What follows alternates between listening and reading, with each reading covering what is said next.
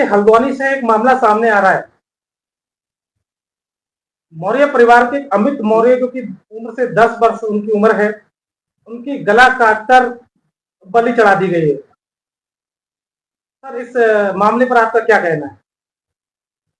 ये जो मामला है, इतना निंदनीय जो मामला है, और पूरे परिवार को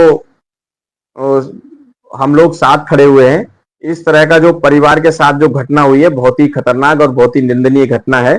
और जिन लोगों ने वारदात इसको दी गई है, वो प्रशासन के साथ मिले हुए हैं।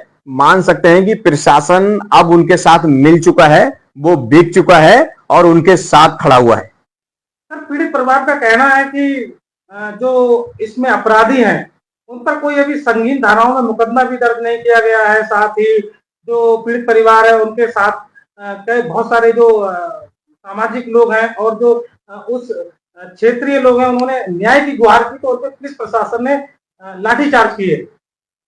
ये सीधे सीधे फंडामेंटल राइट, संविधान का उल्लंघन है, उनके मौलिक अधिकारों का उल्लंघन है। और जिस पीड़ित परिवार ने अपना बच्चा खोया है, उसी पीड़ित परिवार पर लाठी चार्ज कर जो की है प्रशासन ने, ये प्रशासन के लिए एक शर्म की बात है। ये धामी सरकार, इस तरह की सरकारों को डूब मरना चाहिए और उन अधिकारियों को सोचना चाहिए कि हम न्याय की आज जो हम पे वर्दी दी है, वो संविधान ने दी है, कल उतारी भी जा सकती है।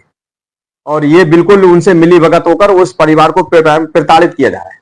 सर, कल तक देखा जाता था कि बहुत सारी जो बलि प्रथा होती थी, बलियां जो दी जाती हैं, वो जानवरों की बलियां दी जाती थी। लेकिन अब तो उत्तराखंड में मनुष्यों की, यानी बच्चों की बलियां दी जाने लगी। तो सर, इस मामले को किस तरह देखते हैं? जिसे वर्ण में, जिसे शूद्र वर्ण कहते थे, पहले उनको शीशा, पिलगा हुआ शीशा डाल दिया जाता था, बलि हत्या की कर दी जाती थी, दहेज प्रथा की वो कर दी जाती थी, सती प्रथा कर दी जाती थी, और ये देवदासी प्रथा, जो इस तरह की जो कुरीतियां थी, उसी तरह की मानसिकता के लोग ये आज बैठे हुए हैं और शासन प्रशासन में बैठकर उनका बचाव कर रहे हैं। ये बिल्कुल गलत है और हम लोग संविधान को मानने वाले लोग हैं। और अगर इस पे प्रशासन ध्यान नहीं देगा तो पीपीआईडी आंदोलन करेगी। देखिए हरीश जी, अगर यहाँ पर देखा जाए कि इस समय जो घटना वहां हुई है हल्द्वानी में, ये इस पर पुलिस इस पर कोई कार्रवाई नहीं करे।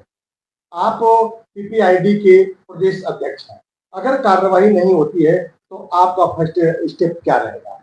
हमारा फर्स्ट स्टेप रहेगा कि अगर हमारी कार्रवाई नहीं होती है तो पहले people's party of India democratic पूरे प्रशासन, पूरे उत्तराखंड सरकार के लिए ज्ञापन देगी।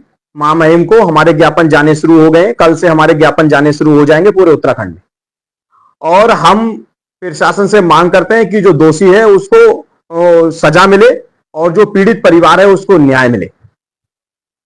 और अगर फिर भी उनको न्याय नहीं मिलता है तो पूरे उत्तराखंड में नहीं, हम राष्ट्रीय स्तर की पार्टी हैं, पूरे देश में हम आंदोलन करेंगे। हम पीड़ित परिवार के साथ खड़े हुए हैं और पीड़ित परिवार को जब तक न्याय नहीं मिलेगा, जब तक हम उस आंदोलन को लगातार जारी रखेंगे और जब न्याय दिलाकर ही हम उस परिवार को सांस लेंगे। सर, पीड़ित परिवार का कहना है कि प्रशासन जो है वो उन पर दबाव बना रहा है, क्योंकि पीड़ित परिवार ने जो उस बॉडी के जो पार्ट्स हैं, उस पार्ट्स को पोस्टमार्टम हाउस से लेने के लिए मना कर दिया है। उनका कहना है कि जब तक हमको उस लड़के के सिर और हाथ नहीं दिए जाएंगे, तब तक हम इस पूरी बॉडी को नहीं लेंगे, तभी हम उसके अंतिम संस्कार करेंगे। तो प्रशासन उन पर दबाव बना रहा है और बताया जा रहा है, अभी जानकारी मिली है कि जो पीड़ित परिवार है, उस परिवार को बंधक बना लिया गया और साथ ही उस पूरे क्षेत्र में एक छावनी जैसा माहौल प्रशासन के द्वारा बना दिया गया है। सर, क्या कहना है इससे? बिल्कुल, ये एक नई, क्या कहते हैं, ऐसी कई घटना, चाहे वो हाथरस हत्याकांड हो, वहां भी प्रशासन ने उस तरह से दोषियों ने आग लगा दी थी। सेम कंडीशन यहां है। आज परिवार ने जो किया है कि भाई जब तक हमें उनका सर नहीं मिलेगा हमारे बच्चे का, तब तक हम बॉडी नहीं लेंगे। बिल्कुल सही फैसला है। प्रशासन को सोचना चाहिए कि वो सर को और उनके हाथ को जो गैब है वो निकालना चाहिए कि उसको किस तरह से उसको वारदात को अंजाम दिया गया है। ये उनका, पुलिस प्रशासन का कार्य है, उसको ईमानदारी से करना चाहिए।